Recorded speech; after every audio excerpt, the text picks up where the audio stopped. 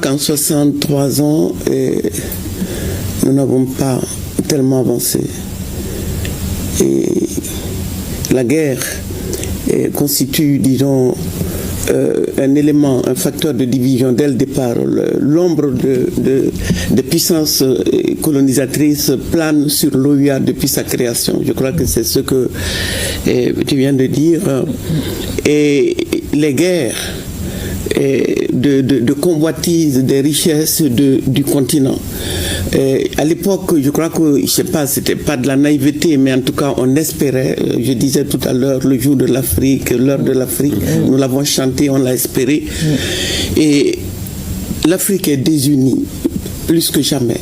Et le sommet de Nairobi rend compte aujourd'hui du fait que, sans être là-bas, dans le cadre de cette, disons, réflexion qui, ils ont l'audace de l'appeler en avant l'Afrique, et comme si les conditions économiques et politiques sont réunies pour que nous puissions aller de l'avant. Rien n'est fait pour que nous puissions être ensemble, marcher ensemble. C'est en cela que l'AES constitue aujourd'hui une épine dans le pied de l'ensemble du continent, en commençant bien entendu par la CEDEAO, mais et l'UA elle-même.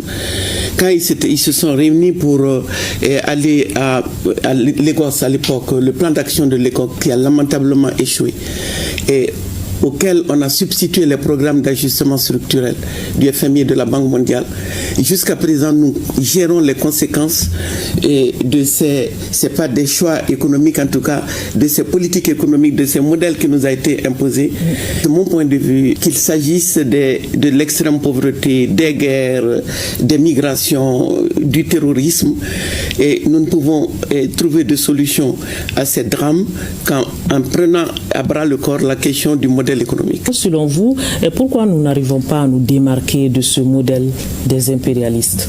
C'est-à-dire que le mot que je vais nommer ici, je déplore le fait qu'on n'en débatte pas, puisque c'est ça le cœur du problème, c'est des questions d'intérêt économique. Le grand capital qui a présidé à la mainmise sur l'Afrique, l'esclavage, la traite négrière, toute notre histoire est étroitement liée aux intérêts des dominants, de ceux qui croient devoir prendre possession de racisme aidant.